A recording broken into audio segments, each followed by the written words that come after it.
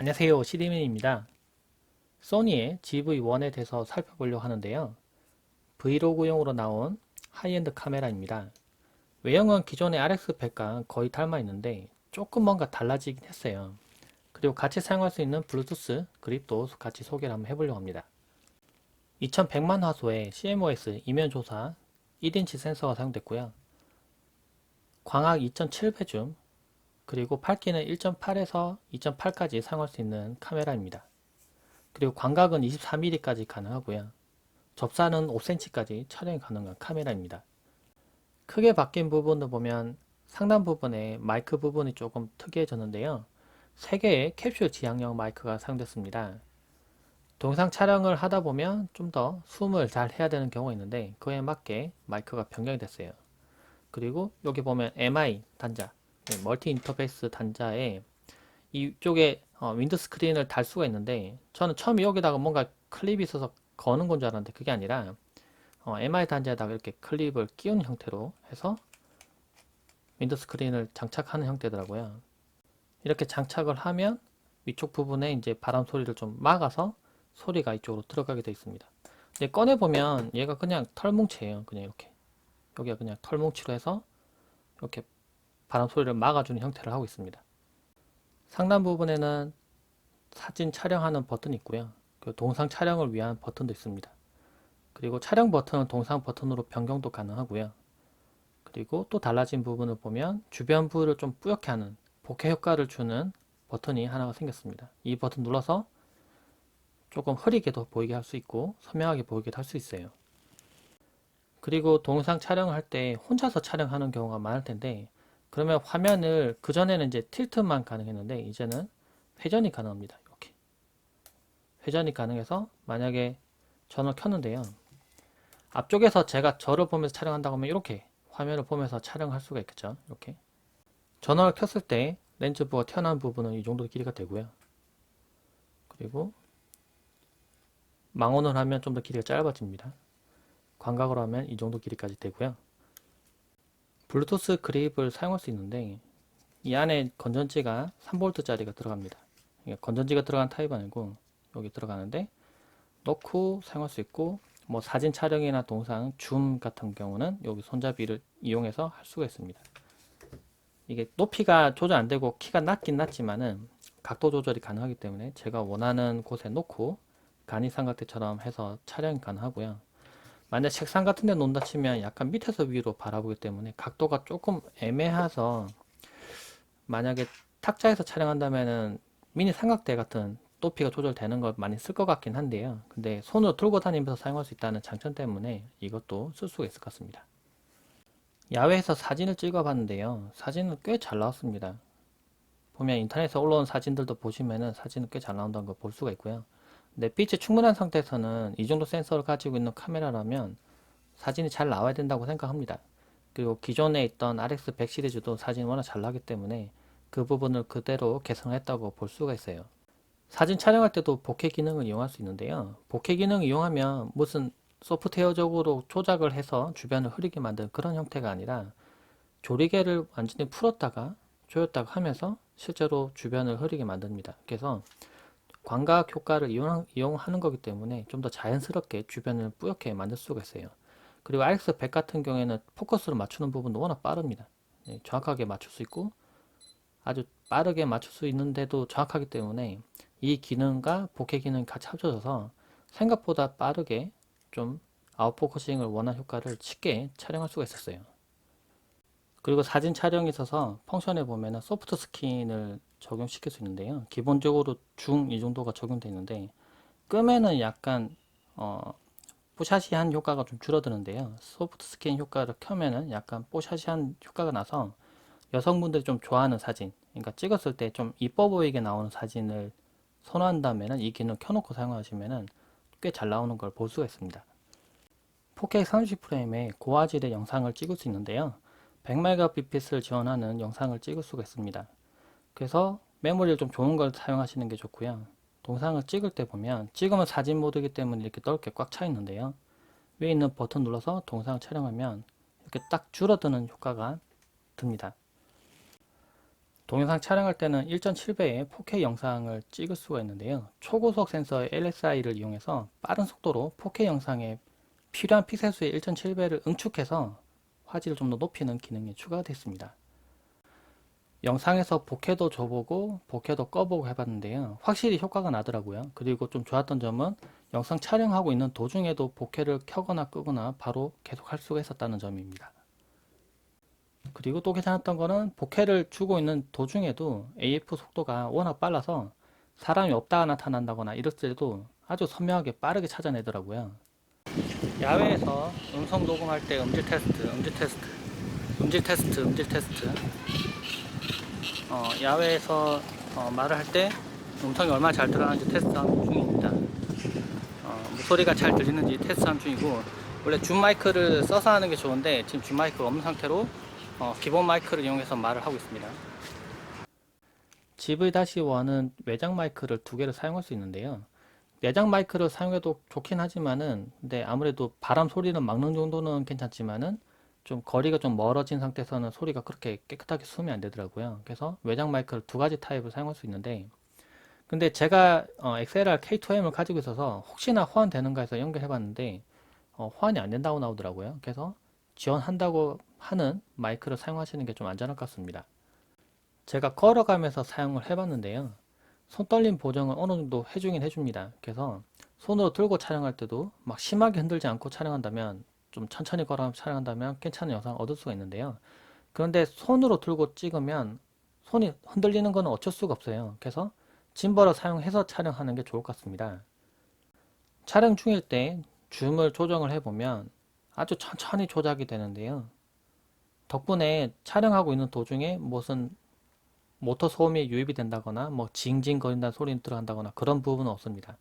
아주 부드럽게 들어가고요. 그 줌 설정을 통해서 이 줌 속도는 조절이 가능합니다. 4K 30프레임 100Mbps로 촬영을 했을 때 장시간 촬영을 위해서 보조 배터리 연결시켜서 사용해 봤습니다. 근데 촬영 시간이 45분이 넘어가는데도 경고가 뜨긴 뜨는데 계속 촬영은 가능하긴 하더라고요. 설정해보면 자동 전원 끔 온도가 있는데요. 기본으로는 표준으로 되어 있습니다. 표준으로 해두시면 4K 30프레임 영상을 찍으면 5분 있다가 자동으로 종료가 됩니다. 그러니까 5분 단위로밖에 못 찍는데요. 근데 이걸 고라고 높음을 설정해 두시고 촬영하시면은 4K 30프레임 영상 찍더라도 계속 연속해서 찍을 수 있습니다. 그리고 5분 단위로 영상이 끊어지는 게 아니라 20기가, 30기가 용량이 이렇게 커져도 계속 촬영을 해서 하나의 파일로 만들어집니다. 그래서 나중에 영상 편집할 때도 좀 더 편하겠죠.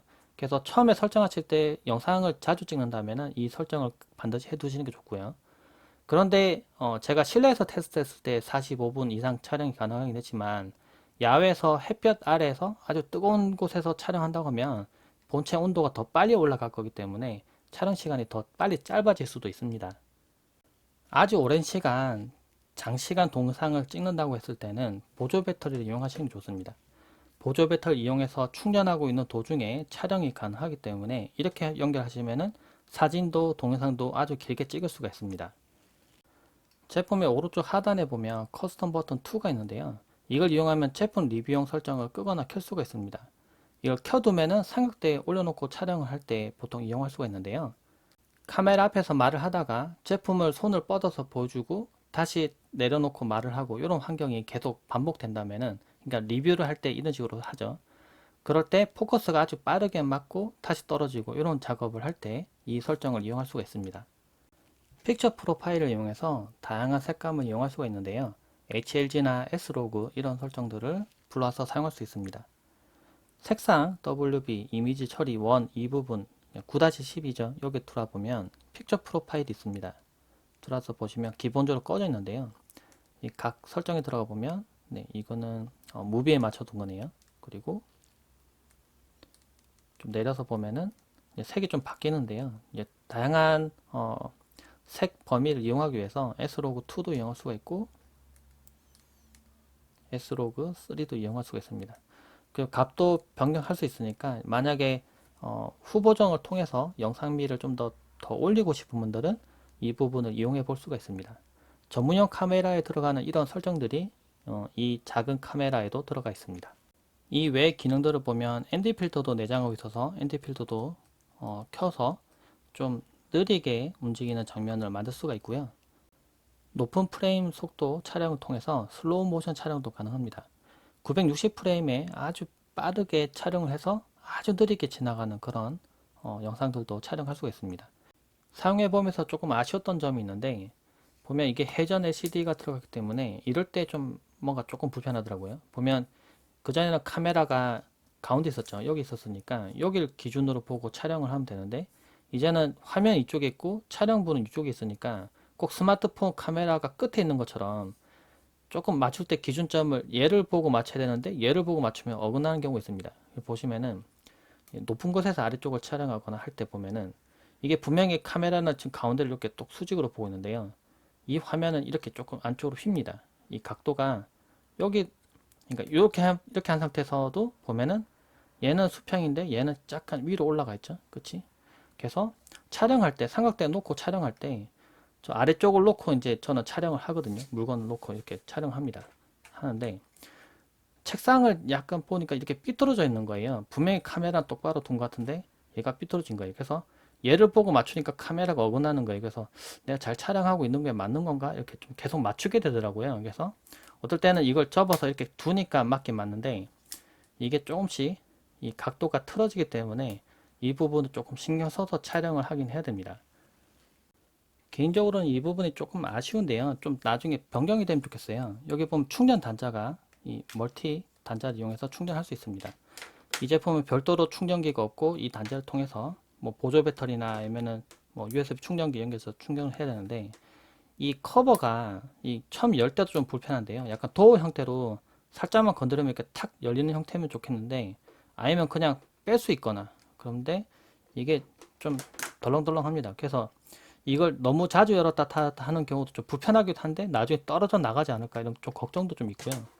그리고 이제 좀 이게 충전 좀 쉽게 하는 뭔가가 있어서 자주 연결했다가 분리했다가 이렇게 쉽게 했으면 좋겠어요. 왜냐하면 영상 촬영을 할 때는 동영상을 촬영할 때 배터리가 좀 빨리 떨어지는 부분 때문에 보조 배터리를 항상 연결시켜서 촬영해야 좀 마음이 놓이거든요. 근데 그 부분이 이렇게 연결하고 빼고 할 때 이 부분 좀 불안하니까 좀 이게 조금 개선했으면 좋겠다는 생각이 듭니다. 제가 또 생각하는 단점이라고 하면은 촬영이 언제 종료될지 모른다는 그 배터리의 압박입니다. 보면은 캠코더는 사용하면 뭐 1시간, 뭐 40분 이런 식으로 해서 시간이 나타납니다. 배터리를 사용할 수 있는 시간이 나타나기 때문에 그 시간 안에 찍어야지 하면서 좀 뭔가 대처를 할 수가 있는데요. 이 제품은 그냥 칸막이로 나타나다 보니까 가끔 사용하다가 갑자기 배터리가 훅 줄어들 때가 있어요. 영상 촬영할 때는 배터리를 빨리 쓰기 때문에 그런 건데요. 그때는 대처를 할 수가 없겠더라고요. 그래서 배터리를 준비한다고 하더라도 교체를 하려면은 만약에 미니 삼각대에 여기 연결했다고 하면은 이거를 분리해야지만 배터리를 뺄 수가 있거든요. 그리고 배터리를 빼고 넣는 동안에는 또 촬영이 중단이 되고요. 그래서 어쩔 수 없이 뭐 보조 배터리 연결한다고 하더라도 이게 좀 번거로운 부분이 분명히 생기는 거예요. 그래서 이게 좀 아쉬웠어요. 그리고 촬영할 때 동영상에 좀 특화되었다고 하긴 하지만은 햇볕을 많이 받으면 이 과열이 된다고 떠서 촬영이 중단됩니다. 그러면 촬영을 좀 하다가 식혀야 돼요. 끈 상태로 아무것도 작업 안 하고 좀 식히면은 또 촬영이 가능하긴 합니다. 그래서 동영상 같은 경우에는 지금 찍어야지 하면 바로 찍을 수 있고 끌 수 있고 이렇게 해야 되는데 그게 좀 안 됩니다. 캠코더는 그게 자유롭고 바로 찍을 수가 있는데요. 그리고 좀 크기가 큰 미러리스 같은 경우도 그런 부분의 제약이 좀 그렇게 많지는 않은데 얘는 크기가 작아서 그런지 모르겠지만 그리고 펜도 없어서 그런지 모르겠지만은 촬영을 곧바로 시작을 못할 때가 있을 수도 있습니다. 그리고 조금 아쉽게 느껴졌던 부분은 얘가 동영상에 좀 특화되어 있다고 하긴 하지만 RX100의 틀에서 못 벗어난 부분 때문에 이 화면이 크기가 그렇게 크지가 않거든요. 그 내부에서도 크기를 그렇게 늘린 것도 아니기 때문에 동영상 촬영할 때는 잘 찍히고 있는지 확인하기 위해서 이 리뷰 모니터를 자꾸 봐야 되는데 이 크기가 자꾸 화질도 조금 떨어지는 느낌 들어서 아주 정확하게 좀 표현이 안 되는 부분이 있어서 이게 사진 찍을 때 영상을 찍을 때 잘 찍고 있는지 확인하기 조금 어렵더라고요. 근데 그나마 좀 다행인 거는 포커스가 나가거나 핀이 나가거나 하는 일은 거의 없고 잘 촬영되기 때문에 그냥 리뷰 모니터는 확인용 정도로 대충 놓고 찍으면 되긴 된다지만 이 화면을 좀 더 크게, 이 화면 크기만큼 이렇게 넓혀서 좀 요만큼 나왔으면 더 좋지 않았을까. 네, 그런 생각은 들긴 합니다. RX100을 쭉 사용해 봤는데요. 영상을 좀 짧게 계속 연결해서 찍는 용도로 쓴다면은 꽤 괜찮은 제품이 될 것 같다는 생각 들었습니다. 화질도 워낙 좋고요. 사진도 꽤 잘 나오고. 그래서 밖에 나갈 때 조금 가벼운 마음으로 나가서 촬영하는 용도로 찍을 거라면은 괜찮은 것 같아요. 근데 사용해 보니까 마이크는 내장 마이크도 워낙 좋긴 한데요. 실내에서 찍을 때는 괜찮은데 실외로 나갈 거면 무조건 외장 마이크를 써야 되지 않을까라는 생각도 좀 들었습니다. 제품에 대해서 궁금하셨던 분들 참고되셨길 바라고요. 혹시 궁금하신 점 있으면 댓글 남겨주시면 답변 드리도록 하겠습니다. 영상 봐주셔서 고맙습니다. 감사합니다.